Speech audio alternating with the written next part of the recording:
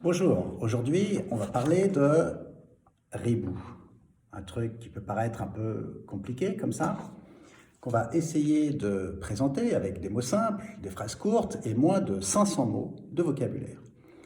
Antoine Ribou, fondateur de Danone, se fait remarquer au début des années 70 dans la battle Milton Friedman-Antoine Ribou. En 1970, des activistes demandent au board de General Motors d'intégrer dans leur feuille de route des actions pour plus de femmes à tous les niveaux de responsabilité, l'insertion des Nord-Américains dans l'entreprise, la réduction de la pollution automobile et 4, des mesures pour la sécurité routière.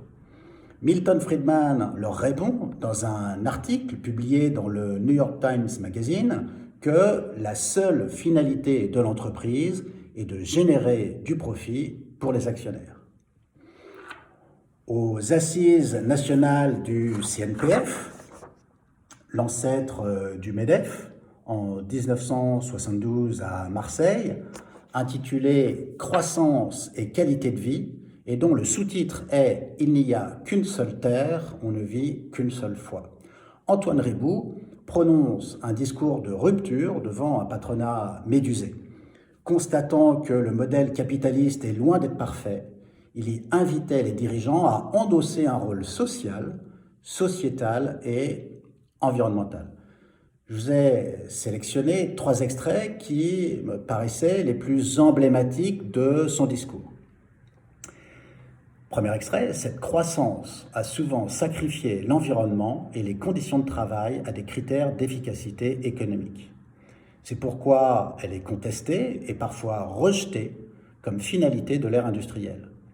Laisser faire plus longtemps, continuer à faire confiance à la loi du hasard nous conduirait immanquablement à la révolution. Nous devons nous fixer des objectifs humains et sociaux. Deuxième extrait sur 3. L'homme travaille 8 heures de sa journée. La responsabilité de l'entreprise ne s'arrête pas au seuil des usines ou des bureaux.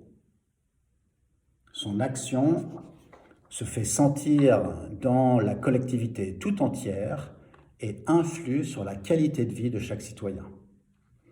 Et troisième extrait, par l'énergie et les matières premières qu'elle consomme, par les nuisances qu'elle engendre, elle modifie peu à peu l'aspect et même, disent certains, l'équilibre de notre planète.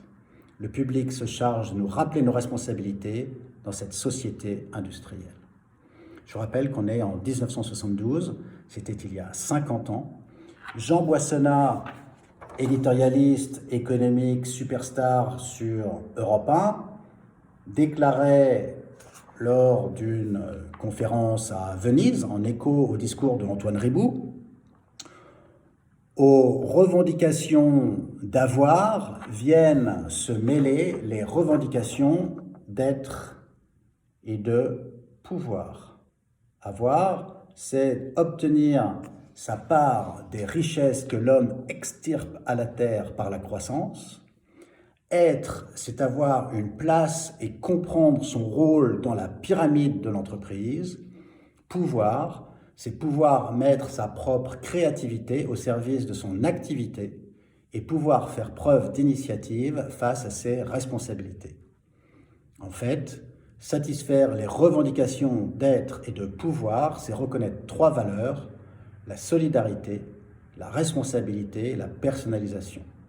Le nouveau défi de l'entrepreneur, c'est d'arriver à équilibrer et à intégrer les 3 valeurs, solidarité, responsabilité, personnalisation. C'est clair, la croissance ne devra plus être une fin en soi, mais un outil qui, sans jamais nuire à la qualité de vie, devra au contraire la servir. Merci beaucoup. Et puisqu'il faut comprendre avant de pouvoir agir, si vous parlez de Antoine Ribou autour de vous, moi, je vous like.